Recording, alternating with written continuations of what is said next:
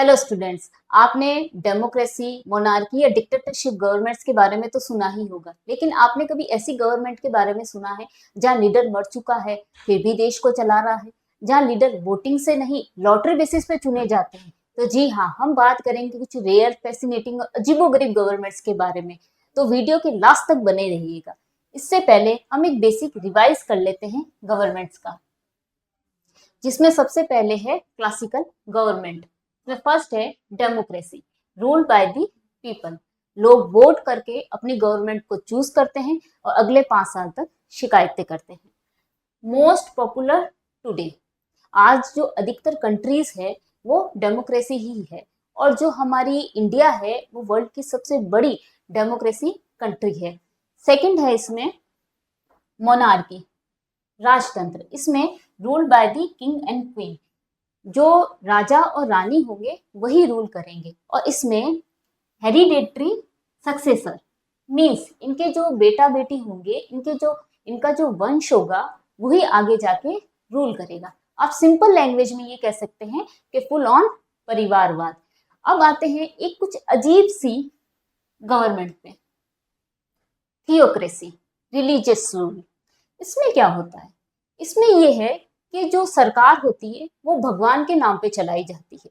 Means जो head of state होगा वो एक रिलीजियस लीडर होगा, ruled by the religious law, and religious leader is head of the state. इसका example है ईरान। ईरान में जो भी हेड ऑफ स्टेट है वो आयतुल्ला खुमैन है, जो एक मुस्लिम मौलवी है, धर्मगुरु है। और जो वेटिकन सिटी है वहाँ एक पॉप जो है वो हेड ऑफ द स्टेट है, वो एक क्रिश्चियन रिलीजियस लीडर है। इसमें जो लॉज बनाए जाते हैं वो रिलीजियस के इंटरेस्ट पे बनाए जाते हैं, ना कि पब्लिक वेलफेयर के लिए। लोगों के भले को देख के यहाँ पे लॉ नहीं बनाए जाते। सेकंड है इसमें, अगले चलते हैं, हम देखते हैं रूल ऑफ अ फ्यू। इसका मतलब है कि कुछ लोगों का ग्रुप होता है, ठीक है, वो मिलके देश को चलाता है। इसके दो टाइप्स होते हैं। फर्स्ट है oligarchy, rule by the rich. जो अमीर लोग हैं, जो पावरफुल फैमिलीज हैं, वही सत्ता के अंदर बैठी है, वही मिनिस्टर है, वही लॉ बना रही है, पॉलिसीज बना रही है, स्कीम्स बना रही है, और अपने जितने भी सरकारी कॉन्ट्रैक्ट्स हैं वो किसको दिला रही है? अपनी ही कंपनीज को दिला रही है। ये 90s में रशिया के अंदर होता था, और जो रोमन एम्पायर था वहां पे भी इसी ढंग की गवर्नमेंट चलाई जाती थी। इसका सेकंड है aristocracy, means rule by the land owners. जो जमींदार होंगे देश के वही देश को चलाएंगे।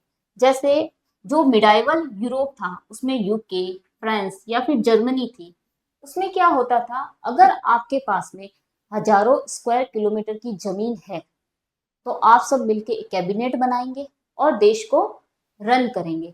आप एक सिंपल लैंग्वेज में अगर समझे तो अगर आपके पास बहुत सारी जमीन है तो आपको वहां पर ऑटोमेटिकली क्या मान लिया जाता था कि आप में दिमाग भी होगा। अगला है पोल्स अपार्ट, ऐसी गवर्नमेंट जो एक दूसरे से बिल्कुल अलग है। एक लॉजिकल है तो दूसरी इलॉजिकल है। फर्स्ट देखते हैं लॉजिकल। टेक्नोक्रेसी, इसमें क्या होता है? Rule by the experts.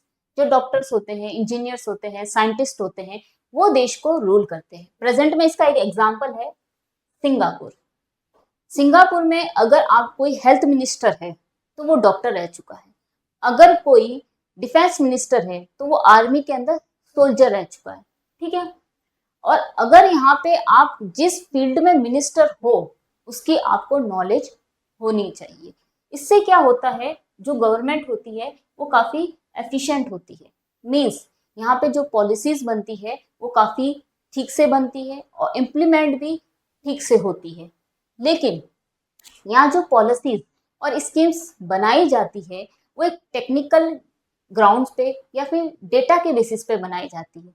Means यहाँ पे जो लोगों की वैल्यूज को देख के ना वहाँ पे पॉलिसीज और स्कीम्स नहीं बनाई जाती। यहाँ पे जो लोगों की वैल्यूज जो होती है, जो इनके इमोशंस होते हैं, उनको टोटली इग्नोर किया जाता है। अगला है डिमार्के, इसमें क्या होता है, इसमें जो एलिजिबल कैंडिडेट्स होते हैं उनको क्या किया जाता है, सिलेक्ट किया जाता है, लेकिन वोटिंग से नहीं किया जाता। एक इसमें अलग ही सिस्टम चलता है, इसमें चलता है रूल बाय लॉटरी। अब होता क्या है, इसमें एक बॉक्स लिया जाता है, उसमें जो सिलेक्टेड कैंडिडेट्स हैं कि भाई इनको हम सिलेक्ट करना चाहते हैं, ठीक है, उनके नाम की पर्ची डाल दी जाती है इसमें, उनके नाम की पर्चियां इसके अंदर डाल दी जाती है और रैंडमली कोई पर्ची निकाली जाती है। अगर लीडर की जो पर्ची है, ठीक है, अगर वो लीडर एलिजिबल है तो जो सरकार कुछ साल तक चलेगी वो ढंग से चलेगी। अगर वो जो लीडर है वो एलिजिबल नहीं है इस चीज के लिए, फिर भी पर्ची तो निकल गई है, तो अगले कुछ सालों तक जब उसकी सरकार रहेगी वो रायता ही फैलाएगा। ये यूज किया जाता था एंशंट ग्रीस के अंदर। ये टोटली लक बेस्ड गवर्नमेंट होती थी, आपके लक पे डिपेंड करती थी कि आप लीडर बनेंगे या नहीं बनेंगे। अब आते हैं एक कुछ रेडिकुलस टाइप्स ऑफ गवर्नमेंट पे, अजीबोगरीब। जैसे इसमें फर्स्ट है स्टेटोक्रेसी, रूल बाय द मिलिट्री। यहाँ आर्मी का रूल होता है, आर्मी रूल करती है। आपके जो वहां पे प्रेसिडेंट होंगे वो आर्मी का ही कोई चीफ होगा, ठीक है। इसका एक एग्जाम्पल है म्यांमार। म्यांमार एक ऑफिशियली स्टेटोक्रेसी है। कैसे? पिछले 4 साल से म्यांमार के अंदर आर्मी रूल है, वो इलेक्शन होने ही नहीं दे रही, वो खुद ही सत्ता में बन के बैठी है और डेमोक्रेसी को उसने पूरी तरह उखाड़ फेंका है। इसका एक पार्ट टाइम एग्जाम्पल है अपना बेटा पाकिस्तान, ठीक है। वहां पे भी क्या होता है, 5 साल तो कठपुतली की सरकार होती है और अगले 5 साल तक आर्मी रूल होता है।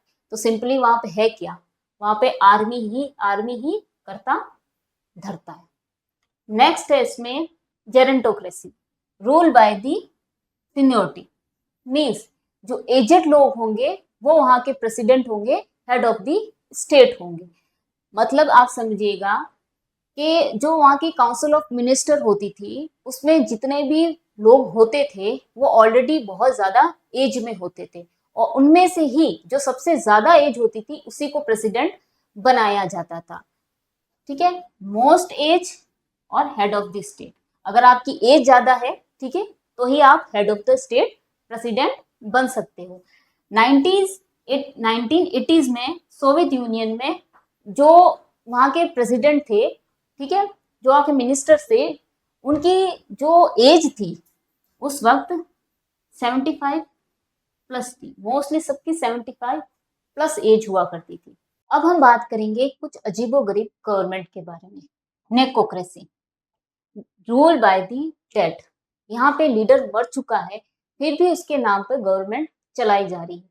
इसका एक प्रेजेंट में एग्जांपल है नॉर्थ कोरिया।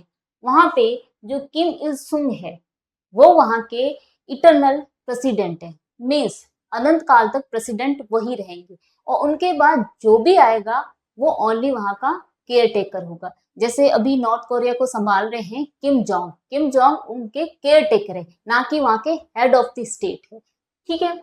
इनकी जो बॉडी है किम इल सुंग की वो आज भी प्रिजर्व करके वहां पे रखी गई है ग्लास कॉफिन के अंदर, एक बॉक्स के अंदर। अगर आप कभी नॉर्थ कोरिया जाते हैं तो आप उसको देख सकते हैं। अब ये जो गवर्नमेंट है ये पॉलिटिकल ही नहीं, एक सिस्टम है, एक साइकोलॉजिकल सिस्टम है लॉयल्टी का, जहां पे एक मरे हुए लीडर के नाम पर यूनिटी ढूंढी जा रही है, एक मरे हुए लीडर के नाम पर सरकार चलाई जा रही है। सो स्टूडेंट्स, ओनली दुनिया में डेमोक्रेसी या डिक्टेटरशिप ही नहीं होती है, कभी कभी मर चुके लीडर भी रिजाइन नहीं देते हैं। आई होप आपको ये वीडियो पसंद आया होगा। मिलेंगे नेक्स्ट वीडियो में कोई न्यू और इंटरेस्टिंग टॉपिक के साथ में। जब तक के लिए थैंक यू, गुड बाय।